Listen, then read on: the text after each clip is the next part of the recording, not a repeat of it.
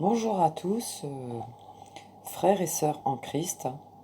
Je m'adresse à ceux qui sont très engagés avec notre Seigneur Jésus-Christ parce que c'est assez profond comme révélation sur le regard de Jésus. Donc nous allons voir ensemble euh, quel est le regard de notre Seigneur Jésus-Christ. Comment nous regarde-t-il? Ou bien, comment Jésus voit et regarde? Nous allons dans l'évangile de Saint Marc, de Marc. Nous allons dans l'évangile de Marc. Voilà. Donc, moi je vais très bien, j'espère que vous allez très très très bien. Gloire à Dieu, merci Seigneur. Et je vous bénis tous au nom de Jésus-Christ. Voyons voir comment Jésus regarde les choses. J'aime beaucoup ce passage dans Marc au chapitre 9 et au verset 38, 39, 40, 41, 42. C'est très important comment Jésus protège les petits. Les petits, ce sont les personnes qui viennent tout juste de connaître Jésus-Christ et qui ont encore du mal à abandonner les œuvres de la chair, les choses de la chair, les choses du monde. Ce sont eux les petits. Voici comment notre Seigneur Jésus parle de ces petits. Au verset 42. Mais si quelqu'un scandalisait un de ces petits qui croit, il vaudrait mieux pour lui qu'on lui mît au cou une grosse meule de moulin et qu'on le jetât dans la mer. Voyez comment notre Seigneur est doux. Il dit de lui-même, je suis le bon berger, je suis doux et humble de cœur. Si quelqu'un vous reprend, vous scandalise, vous fait vraiment souffrir, vous fait pleurer, sachez que votre Seigneur, Jésus, n'y est pas favorable. Sachez qu'il est avec vous, que vous faites partie de ces petits. Nous voyons ici, en Marc chapitre 9, verset 42. Je vais vous lire au début. Jean lui dit, « Maître, nous avons vu un homme qui chasse des démons en ton nom, et nous l'en avons empêché, parce qu'il ne nous suit pas. » Jésus répond, « Ne l'en empêchez pas, car il n'est personne qui, faisant un miracle en mon nom, puisse aussitôt après parler mal de moi, qui n'est pas contre nous et pour nous. Et puisque vous donnera, et quiconque vous donnera à boire un verre d'eau en mon nom, parce que vous appartenez à Christ, je vous le dis en vérité, il ne perdra point sa récompense. Mais si quelqu'un scandalisait un de ces petits qui croient, il vaudrait mieux pour lui qu'on lui mît au cou une grosse meule de moulin et qu'on le jetât dans la mer. Voilà comment est le regard de notre Seigneur Jésus-Christ envers les nouveaux qui viennent aux anciens, les nouveaux, les bébés spirituels comme on dit. Ici on les appelle les bébés spirituels.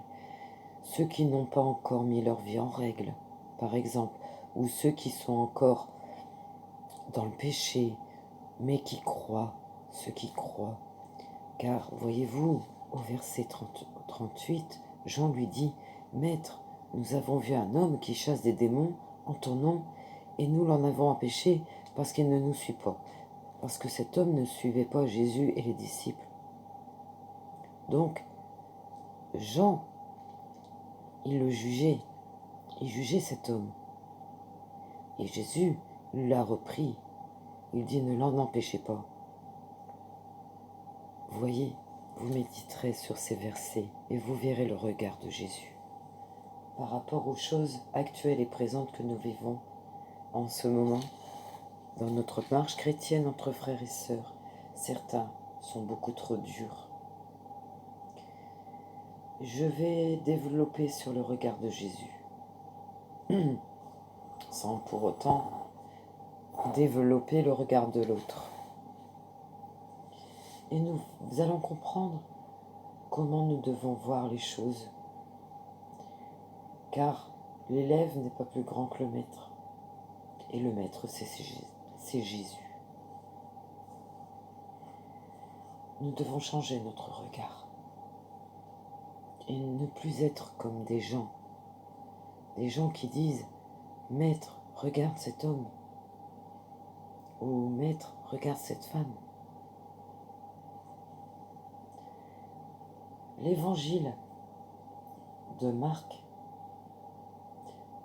quand on lit au fil des pages, eh bien l'évangéliste Marc nous décrit Jésus comme quelqu'un qui voit ce qu'il regarde.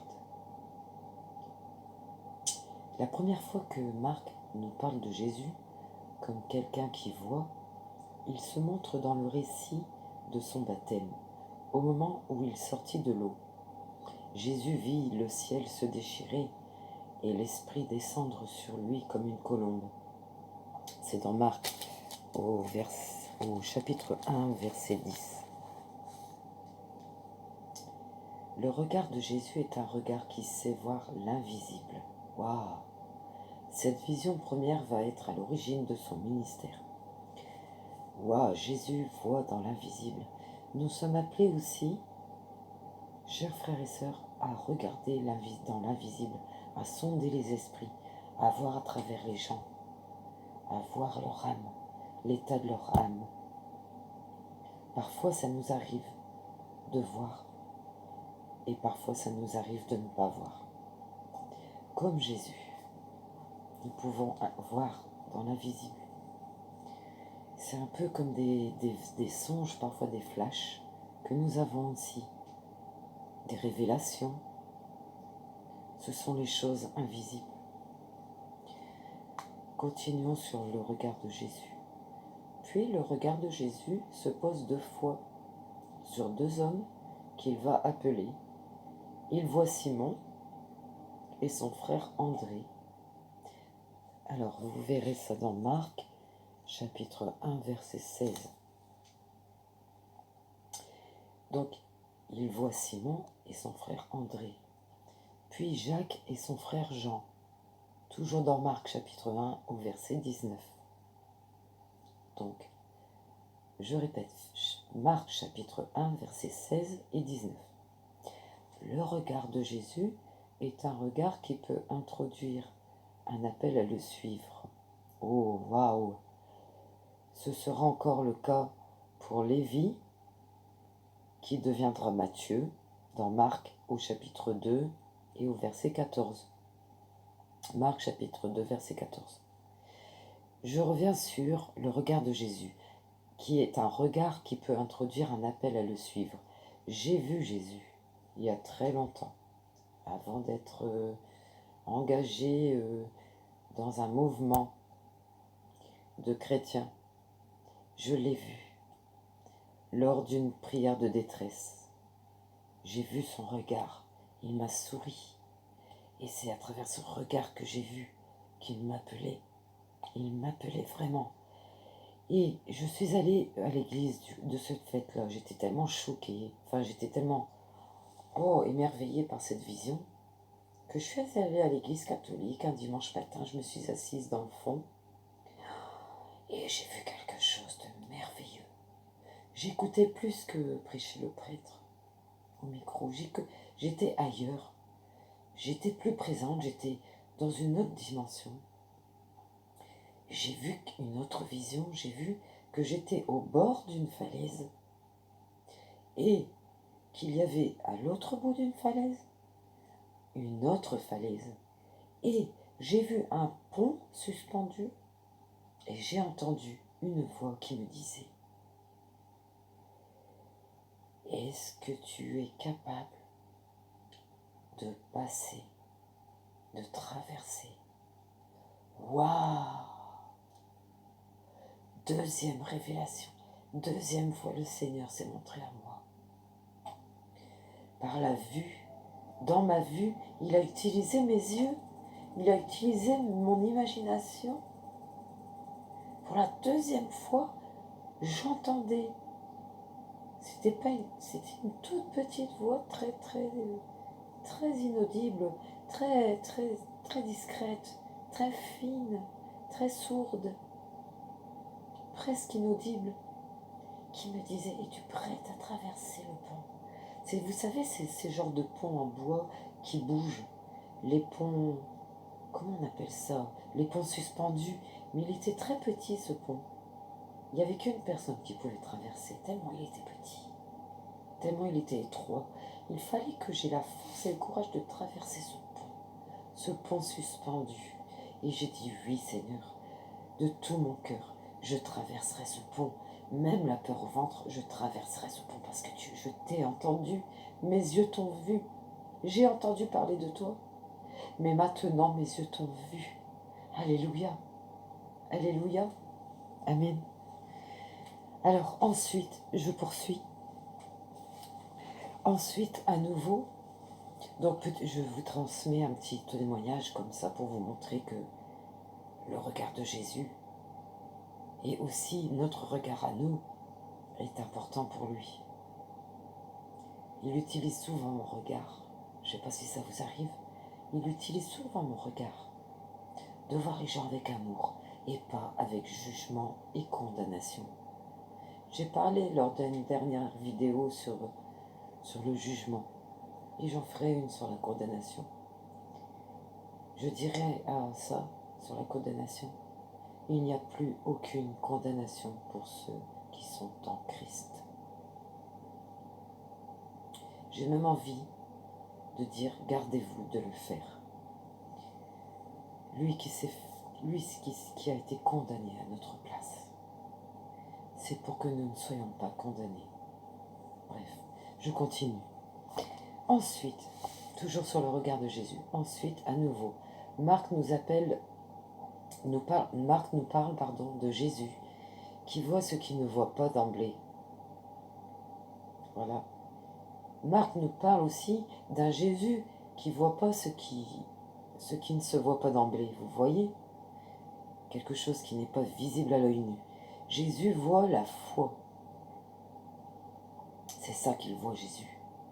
Et nous aussi, nous voyons la foi des uns et des autres. Nous voyons aussi si un tel est jugeur, un tel juge, il est dans le jugement, ou un tel est dans l'erreur, ou un tel est dans le péché. Nous voyons aussi, comme Jésus. Je poursuis. Alors Jésus voit la foi des porteurs du paralysé. Voyant leur foi, Jésus dit au paralysé: mon fils, tes péchés sont pardonnés. Nous verrons ça dans Marc, au chapitre 2, au verset 5. Marc, chapitre 2, verset 5. Voyant leur foi, Jésus dit au paralysé: mon fils, tes péchés sont pardonnés. Waouh! Le regard de Jésus est un regard qui scrute les cœurs et qui pardonne. Waouh! Il a vu la foi et il a pardonné. N'est-ce pas merveilleux?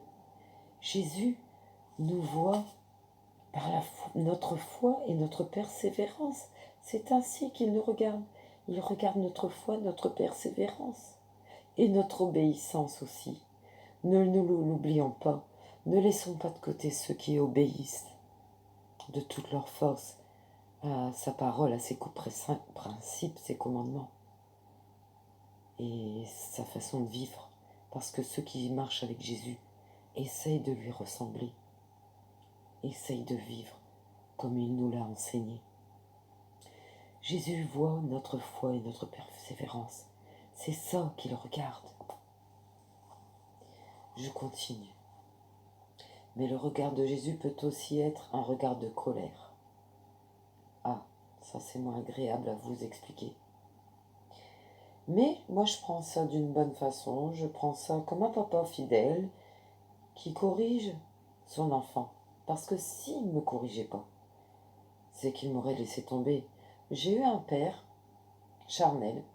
Mon père m'a abandonné. Mon père m'a renié. J'avais à peine 16 ans. Il me tournait le dos. Il disait à ma mère que je dérangeais, qu'il valait mieux que je vienne pas au monde. Il ne me corrigeait pas. Je pouvais faire toutes les bêtises que je voulais. Jamais il me corrigeait. Il ne s'intéressait pas à moi. Donc je vais revenir sur le regard de Jésus en colère. C'est important de savoir que Jésus peut être en colère. Pour nous, parce qu'il tient à nous, parce qu'il nous aime. Un papa, parfois il se met en colère après ses enfants. Parce qu'il a peur pour eux.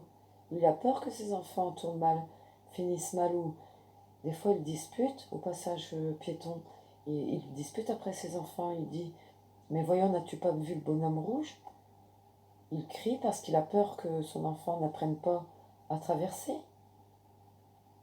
Voilà pourquoi Jésus est en colère parfois. C'est le cas dans la synagogue où des gens veulent le piéger. Alors qu'un jour de Shabbat, un jour de sabbat, il guérit un homme à la main paralysée. Voyez dans Marc chapitre 3 verset 5. Marc chapitre 3 verset 5. Parcourant du regard ceux qui étaient assis en cercle autour de lui, il dit: voici ma mère et mes frères. Celui qui fait la volonté de Dieu, celui-là est mon frère et ma sœur et ma mère. Marc chapitre 3 versets 34-35. Ce regard juste se fait ensuite rassembleur. Vous voyez, il commence par un regard de colère dans Marc chapitre 3 au verset 5. Quand les gens essayent de le piéger, parce qu'il guérit un homme qui a la main paralysée, un jour de sabbat, d'abord il est en colère, mais ensuite il est rassembleur. C'est-à-dire, il ne reste pas en colère. Il ne garde pas sa colère éternellement. Il reflète bien le Père céleste.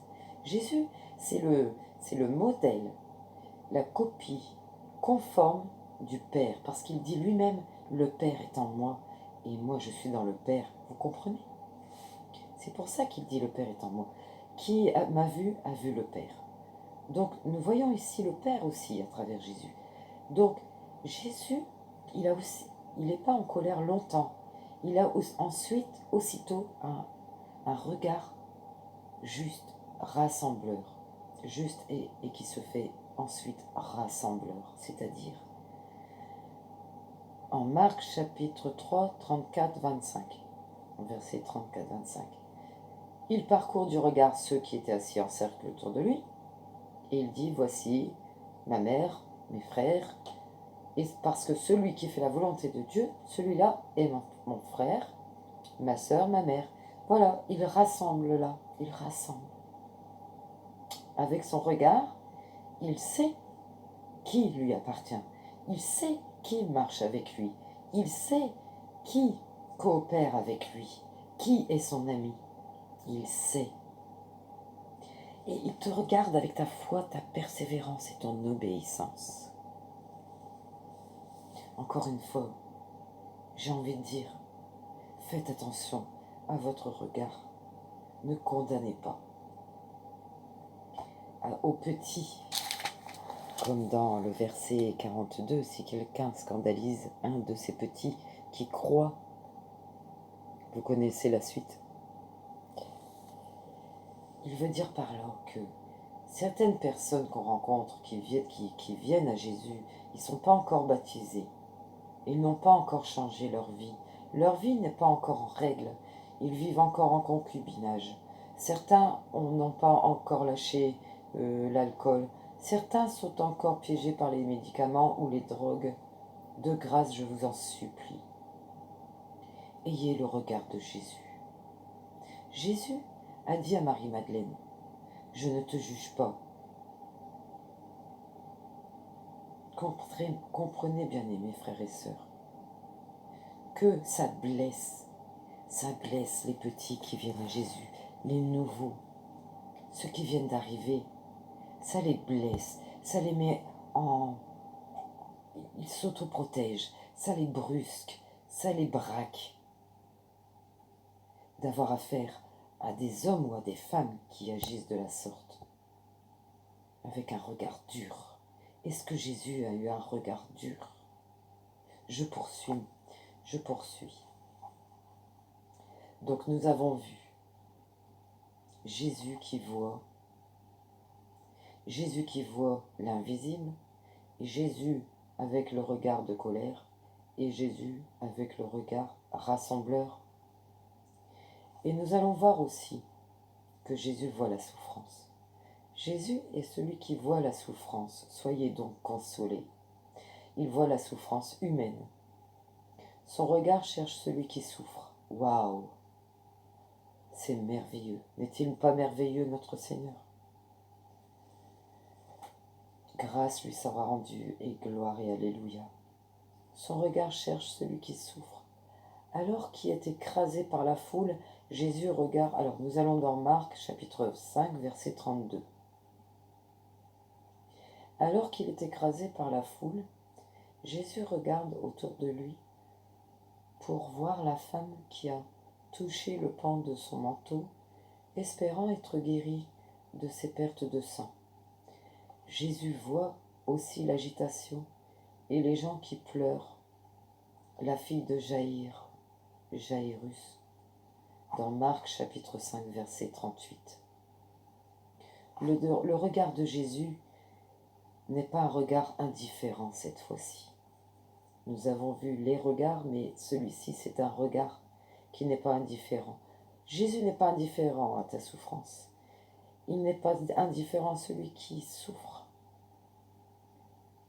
Nous le voyons dans le verset 32 et dans le verset 38. C'est un regard de compassion qui se porte sur la foule affamée avant la multiplication des pains, une foule perdue comme des brebis sans berger. Déjà là, ils ne connaissaient pas Jésus, ils ne connaissaient pas sa parole, ils n'avaient pas de berger. Ils venaient juste d'arriver, c'est dans Marc chapitre 6, verset 34. Voyez son regard, lorsqu'il porte son regard de compassion vers cette foule affamée. Il n'est pas indifférent. C'est ce même regard qui se porte sur les disciples, se débattant avec les rames en pleine nuit, avec des vents contraires. Vous vous souvenez, lorsque les disciples étaient dans la barque et qu'ils avaient peur parce qu'il y avait des vents contraires, ils se débattaient contre les vents contraires avec les rames. C'est un peu comme nous dans nos vies, on se débat, on rame avec les vents, avec les soucis de la vie. Eh bien Jésus, notre berger, nous qui croyons en lui, nous qui l'avons pris comme notre berger, Jésus, il nous regarde avec compassion. C'est dans Marc chapitre 6 au verset 48. C'est ce regard qui porte sur nous aussi, comme il a porté ce regard sur les disciples lorsqu'ils se débattaient avec les rames en pleine nuit, pendant la tempête. Puis, comme au jour de son baptême, les yeux de Jésus se lèvent à nouveau vers le ciel. Oh, combien de fois nous levons les yeux vers le ciel comme Jésus. Mais cette fois-ci, c'est pour guérir un sourd muet. Il dit, « Ephata, ouvre-toi », dit-il en regardant vers le haut. C'est dans Marc, nous restons dans Marc pour l'instant. C'est dans Marc au chapitre 7, verset 34. Il a un regard, il lève les yeux vers le ciel comme nous le faisons, n'ayant pas honte de regarder vers le ciel. Parce que cette fois, il regarde vers le ciel, il dit « Ephata, ouvre-toi » afin de guérir un sourd et muet. On ne sait s'il s'adresse à l'homme ou au ciel. En tout cas, il regarde bien le ciel. et l'homme est bien guéri. La moisson terrestre de Jésus est liée à son union au Père, vers qui son regard est constamment tourné. C'est comme nous. Nous devons lui ressembler à Jésus. Nous sommes liés au Père par Jésus, à travers Jésus. Et notre regard vers le ciel est déjà fixé vers le ciel, vers le Père. Car Jésus lui-même est déjà lié au Père avec son regard vers le ciel, tout constamment tourné vers le ciel. N'est-ce pas merveilleux? Quelle beauté! Seigneur, ta parole est du miel dans ma bouche. Et ta parole est une lampe à mes pieds. Soyez bénis. J'ai encore le regard de Jésus sur ses disciples est un regard qui éduque. J'ai encore un regard d'éducation à vous transmettre. À force de marcher avec Jésus, à force d'avoir des combats dans les soucis de la vie, à force de ramer, comme on dit, hein, comment dire, les dictons du monde, eh bien, ils ne sont pas faux. Quand on dit je rame, mais je galère, je rame, je galère, c'est un petit peu comme les disciples dans la barque, en pleine tempête. À travers les soucis de la vie, on voit tous les regards de Jésus. On a presque tout aussi les regards comme Jésus. On a des regards aussi comme ça, comme Jésus, parfois. Donc le regard de Jésus est aussi vis-à-vis de ses disciples. Hein, je dis bien, je ne parle pas des bébés qui viennent seulement de rencontrer la foi chrétienne, ceux qui apprennent à marcher, ceux qui n'ont pas encore rencontré Jésus-Christ. C'est merveilleux. Je vous invite à vous faire baptiser par immersion, accepter Jésus-Christ comme votre maître, Seigneur, unique, et laisser tomber toutes ces statues et toutes ces idoles qui ne servent à rien. Autrefois, j'étais catholique et je vous garantis que le changement a été radical. Il y a un fossé, écoutez, depuis la falaise, lorsque vous prenez le petit pont suspendu jusqu'à l'autre falaise, mais vous êtes arrivé, vous êtes sauvé. Je vous garantis que ce petit pont suspendu, c'est Jésus-Christ. C'est Jésus-Christ. C'est sa croix. À travers la croix, nous allons vers Dieu. Il n'y a pas d'autre chemin, Jésus le dit. Je suis le chemin, la vérité, la vie. Il n'y a pas d'autre chemin, il n'y a pas de statue, d'idole, de Saint-Antoine de Padoue, de Sainte Thérèse, de Sainte Rita, de Sainte Vierge Marie. Il n'y a pas de tout ça. Dieu est clair dans ses commandements de Moïse. Il est clair, net et précis. Tu ne feras pas d'image taillée, tu ne te prosterneras pas devant les idoles, les statues. Dieu est clair là-dessus. J'insiste, je l'ai vécu. Je vous garantis que ma vie n'a jamais changé dans ce milieu catholique, ni dans le milieu protestant. Je préfère être sans dénomination, sans rien du tout, mais être fidèle avec Jésus et marcher sur ses pas. Je galère comme tout le monde, je rame comme tout le monde, mais Jésus est là. Jésus a un regard de compassion quand je galère. Jésus est toujours là. Il éduque aussi. Il arrive parfois que j'ai des songes, des visions. Il m'éduque. Lorsque je lis sa parole, il m'éduque aussi à travers le Saint-Esprit. C'est son Saint-Esprit qui m'enseigne. C'est son Saint-Esprit qui m'éduque. À travers mes erreurs, il m'apprend aussi. Allons dans Marc au chapitre 8, au verset 33. S'il vous plaît.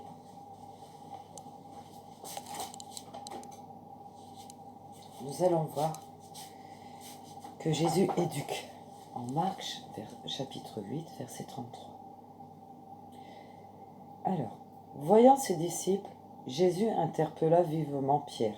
« Passe derrière moi, Satan. Tes pensées ne sont pas celles de Dieu, mais celles des hommes. » Alors, c'est un peu sévère. C'est très sévère, sa façon de parler à Pierre. comment il s'est adressé à Pierre. Pierre a dû être choqué, tétanisé, sur le champ. Mon maître, mon Jésus qui me dit ça, quoi. Mettez-vous à sa place. La leçon qui s'est prise le jour-là, si je peux m'exprimer ainsi, quand Pierre veut se mettre en travers, pardon, quand Pierre veut se mettre en travers du chemin de Jésus, celui-ci réagit assez sévèrement.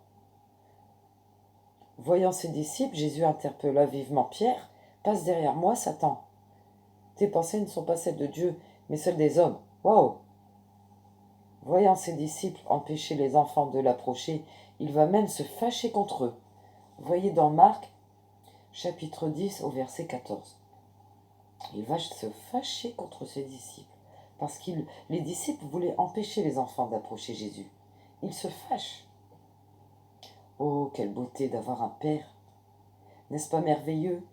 Moi qui ai été abandonné par mon père, ou vous autres qui m'écoutez, vous peut-être un jour avez été abandonné par un père, ou un père débonnaire, ou un père qui vous a abandonné.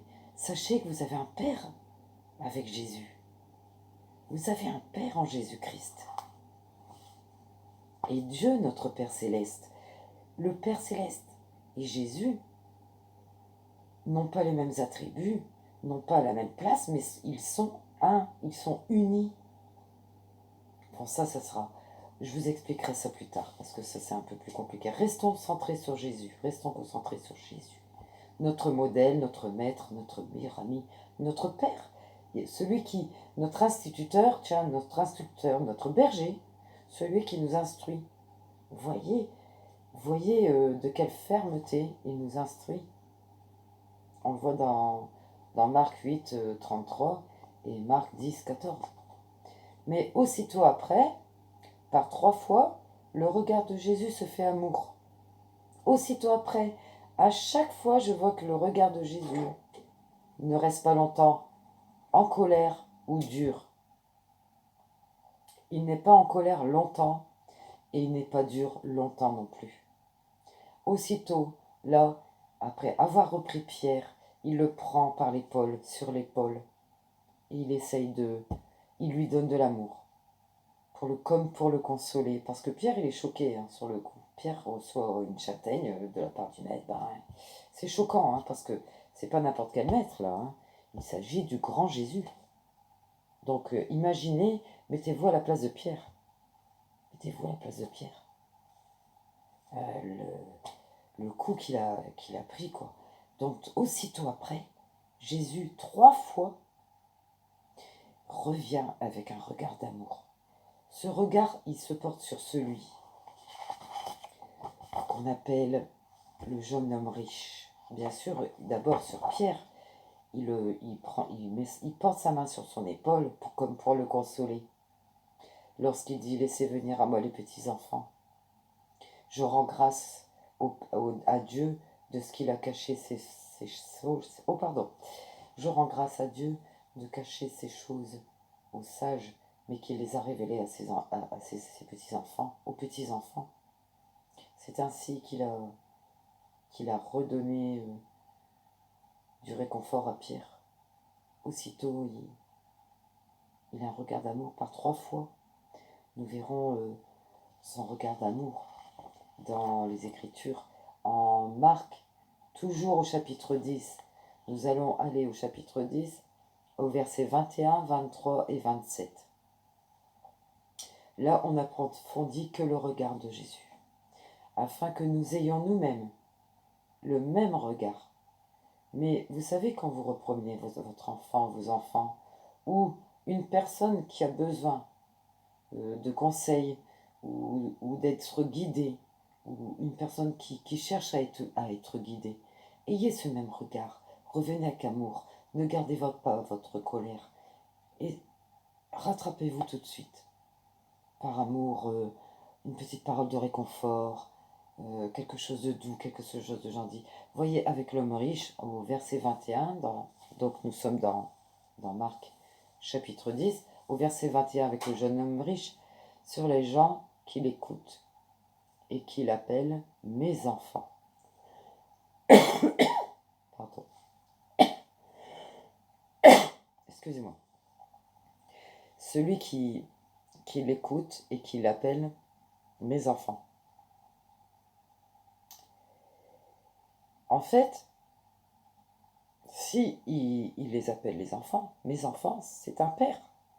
Là, c'est un père qui parle.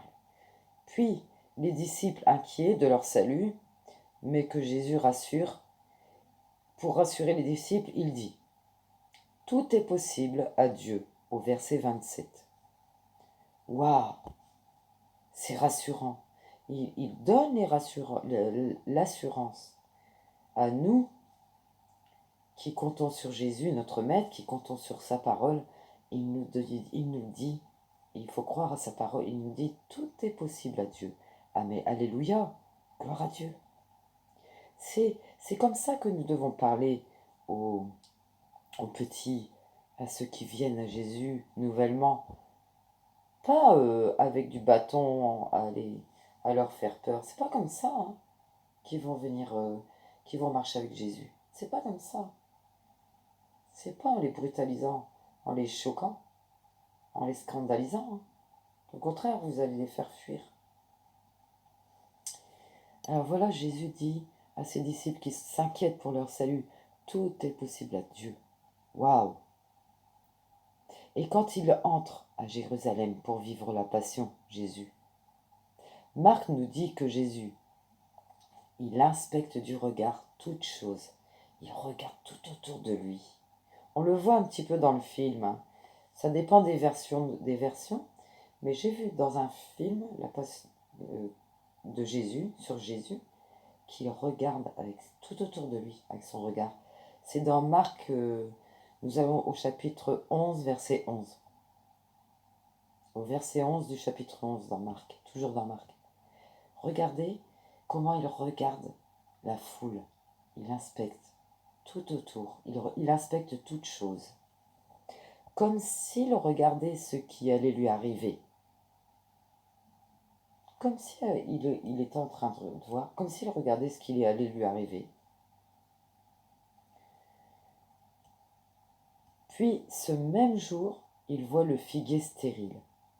Nous allons au verset 13, cette fois. Au verset 13. Puis, ce même jour, il voit le figuier stérile. Cependant, en pleine tourmente, dans ce climat hostile, morbide, où il est condamné à mort, Jésus continue à voir le positif. Il voit avec des yeux positifs. Soyons comme lui. Voyons positif toutes choses, même les épreuves. Voyons tout avec un regard positif, puisque le Maître Jésus a eu un regard positif, même lorsqu'il était condamné, portant la croix, dans une situation morbide, de ténèbres. J'ose même pas imaginer. Jésus continue à voir le positif. Il voit la remarque judicieuse d'un scribe au cœur de la controverse avec les autorités juives. Nous verrons ça dans Marc chapitre 12 au verset 34.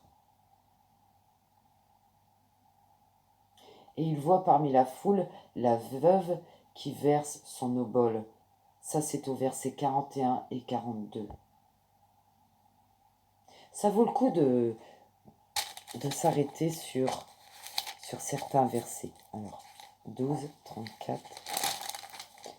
Alors, Marc, chapitre 12, 34, 41, 42.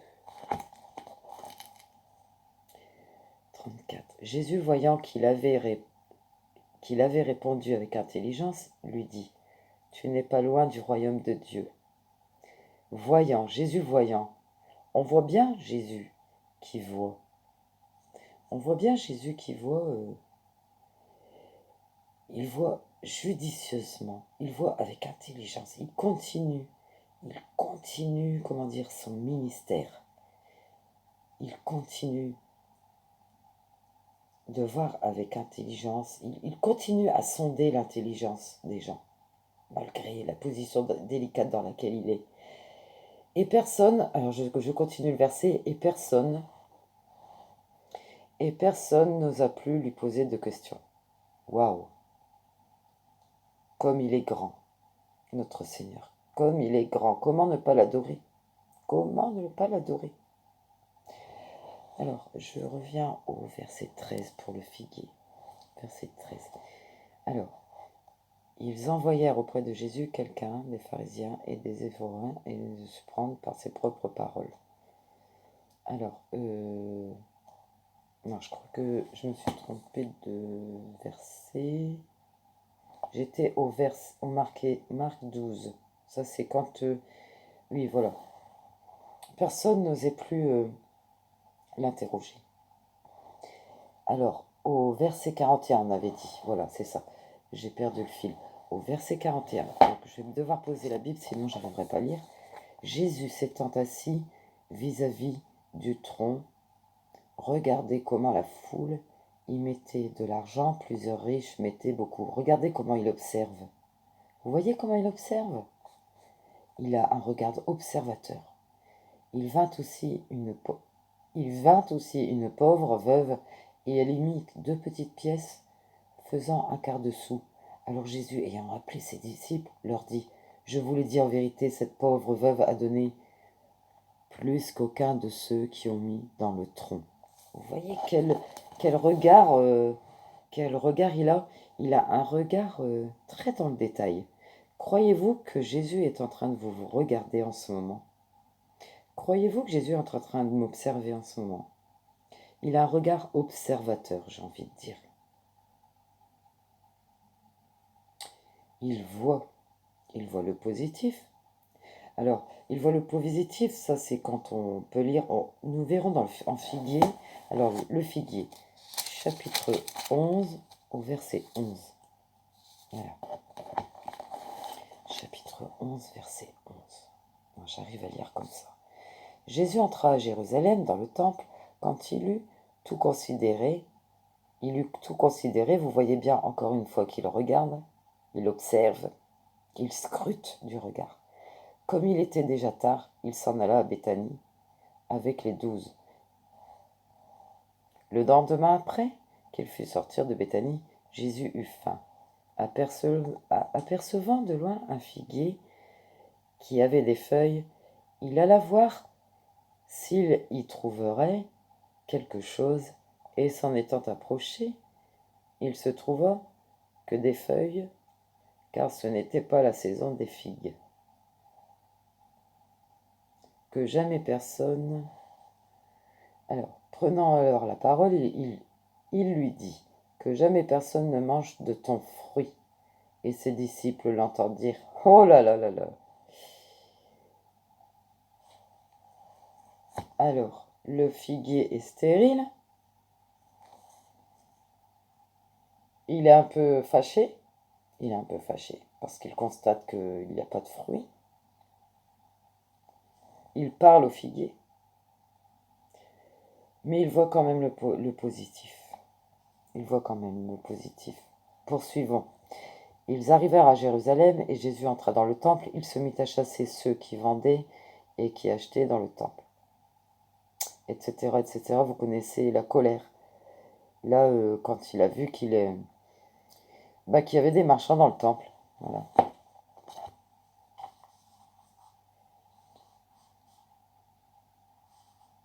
Il a quand même un regard positif, même lorsque le figuier est stérile. Soyons si positifs lorsque rien ne va, lorsque aucune démarche que nous avons faite n'aboutisse. Si on cherche du travail, que ça n'aboutit pas encore. Soyons comme lui. Pensons au figuier stérile. Pensions un peu à ça. Et donc ça, je l'ai lu, lorsqu'il voit parmi la foule la veuve qui verse son obole, toute son obole, il voit toute chose. Alors, j'ai mentionné 5 regards. 5 regards. J'en ai quand même rajouter un petit personnel, un regard que je rajoute moi personnellement, pour moi proprement, c'est qu'il est très scrupuleux dans ce regard. C'est qu'il regarde au moindre détail. Il regarde les détails. Quand il dit de Dieu que chaque cheveu de notre tête est compté, ça c'est dans la Bible, c'est la Bible qui le dit. C'est la parole de Dieu qui le dit. Chaque cheveu de ta tête sont comptés. C'est très scrupuleux, c'est très minutieux, c'est très dans le détail. Vous avez remarqué? Alors, au vu de ces 5 mentions du regard de Jésus dans l'évangile de Marc, cela nous aide à mieux comprendre le regard que Jésus pose sur chacun de nous. En tant que chrétiens, ça nous invite à éduquer notre regard afin qu'il ressemble toujours plus, je vais dire, au regard du Christ. Parce que pour avoir le regard de Jésus-Christ, c'est très difficile lorsqu'on est dans un corps charnel de pécheurs et de pécheresses. Nous sommes pécheurs et pécheresses. Nous avons beaucoup de mal à avoir le regard du Christ. C'est très difficile. Il va nous falloir du temps et du temps et du temps. À force de persévérer, de faire des efforts, de se repentir à chaque erreur, à chaque fois que nous ayons eu un regard de jugement. C'est notre regard qui doit être changé. Certes, je porte des lunettes, voyez-vous, je porte des lunettes de vue. Je porte des lunettes de vue.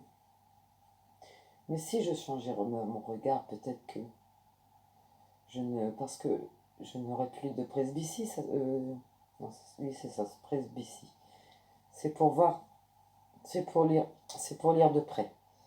Alors, avec des lunettes, je peux lire de près. Peut-être que si je changeais mon regard, peut-être que je serais guéri. Ça, je ne sais pas. Dieu est un mystère. Les voies de Dieu sont impénétrables.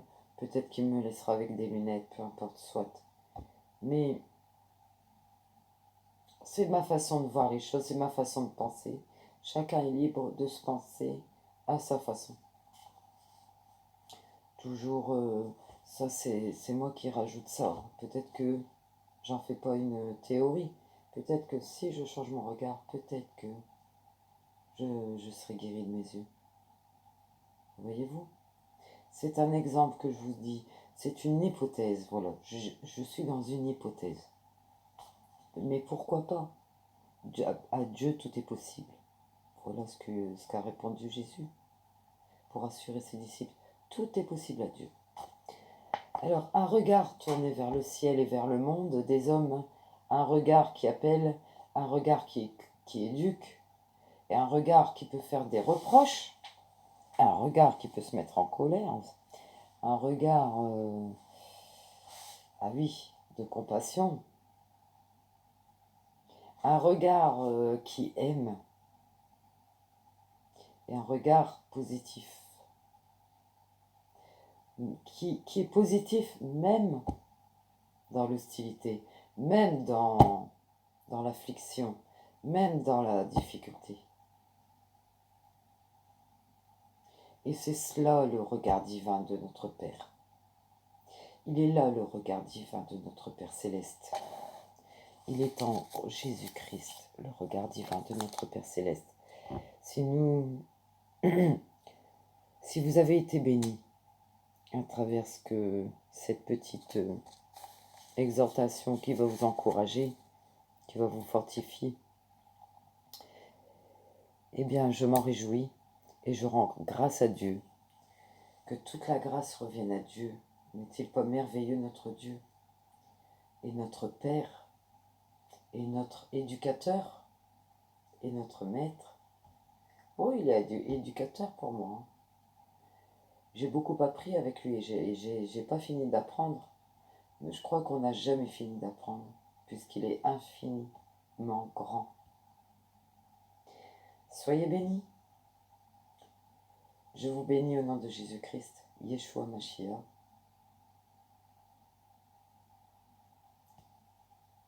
À bientôt peut-être. Merci Seigneur. de changer nos regards de jugement, nos regards durs, nos regards difficiles, nos regards qui parfois sont trop durs. Seigneur, merci de nous donner ta façon de voir, ta façon de regarder, ta façon d'observer, Seigneur. Avec tes yeux à toi, Seigneur Jésus, avec les yeux du Père. C'est une faveur que je te demande par la prière. Et je te rends grâce que tu exauces cette prière pour mes bien-aimés frères et sœurs et pour moi-même. Merci Seigneur. Que l'honneur, la gloire, la grâce te soient rendues au siècle des siècles. Amen. Au nom de Jésus-Christ, j'ai prié. Amen. Soyez tous bénis. Et à bientôt. Au revoir.